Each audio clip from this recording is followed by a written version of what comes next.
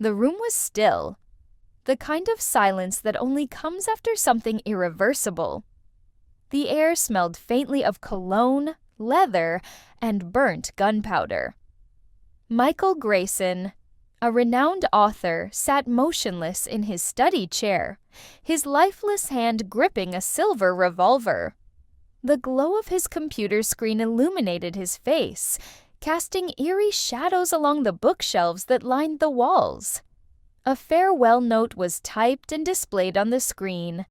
A final goodbye, a message of sorrow and regret. A bullet wound marred his temple, his blood staining the fine wooden desk. To anyone who walked into that room, it was clear. Michael Grayson had taken his own life.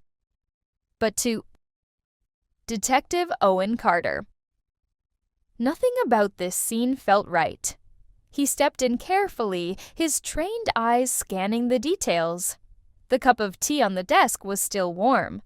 A notepad lay open with scribbles of unfinished thoughts. The gun was positioned perfectly in Michael's right hand, his fingers curled around the grip. Carter had seen dozens of cases like this. On the surface, everything seemed straightforward. The wife, Evelyn Grayson, had found him that morning, rushed to call the police, and collapsed in sobs when the paramedics arrived. Her grief was believable, almost too believable. The first red flag? The note. Michael was a writer, one of the best. His words were sharp, expressive, alive.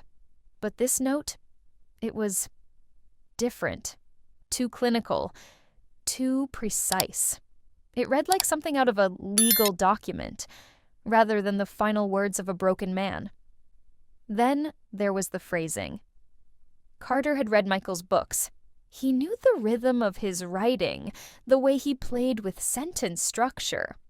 But this note, it sounded like someone else had written it, someone who wanted the world to believe Michael was gone by his own hand. Carter closed his notebook and turned toward the grieving widow. Evelyn sat on the couch, her face streaked with tears, her hands gripping a tissue. She looked broken, fragile. But Carter had seen all kinds of grief. Real grief is messy. It doesn't care about appearances.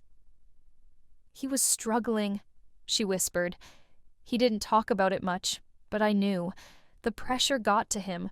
The deadlines, the expectations. He couldn't handle it anymore. Carter watched her closely. Her words were well chosen, rehearsed even. Did he say anything last night? Anything unusual? Evelyn hesitated, just for a fraction of a second. The kind of pause that happens when someone is constructing a lie. No, she said, shaking her head.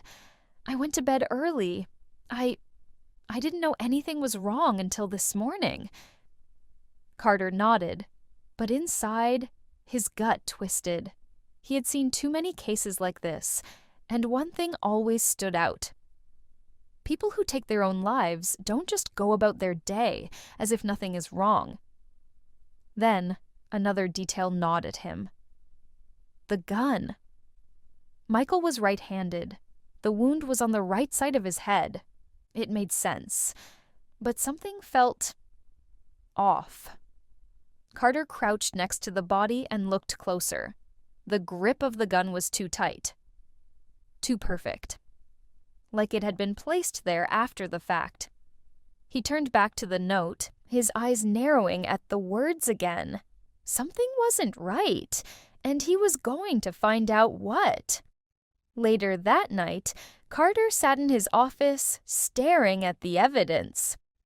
There had to be something everyone else missed. He pulled up samples of Michael's previous writings. Interviews, personal letters, even a grocery list his assistant had found. He compared them to the farewell note. And then he saw it. Michael had a signature way of ending his letters. A flourish, a rhythm in his phrasing. He used contractions constantly. Didn't, can't, wouldn't. But the note on his screen? Not a single contraction.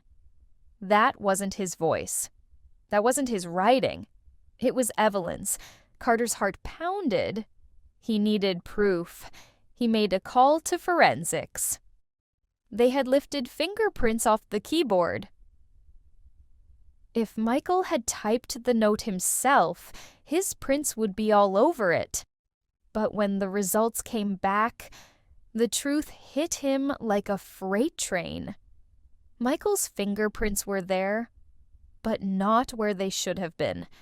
They weren't on the keys. They were on the edges, as if his hands had been there, but someone else had been the one typing. Carter arrived at the Grayson home the next morning. Evelyn greeted him with tired eyes and a soft, weary voice. She had no idea what was coming. He sat down across from her. There was no need for small talk. "I know," he said simply. She blinked. "Know what?" That Michael didn't write that note. That he didn't hold the gun the way it was found. That you were in that room last night, forcing him to type his own goodbye. Evelyn's lips parted slightly. For a brief second, she looked like she might run.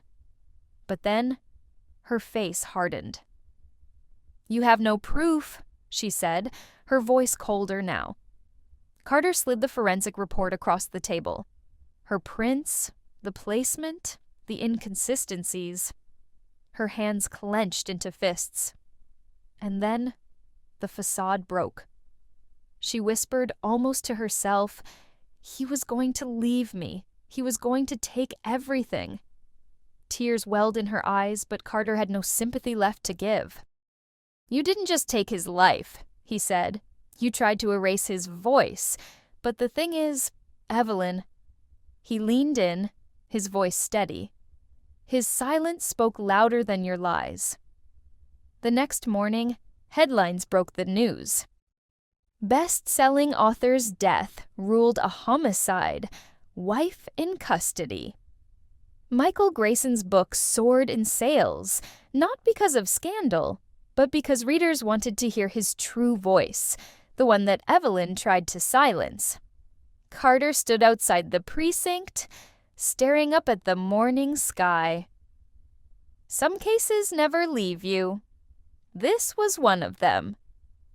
He pulled a small notebook from his pocket and jotted down a single line. "The truth always finds a way to be heard."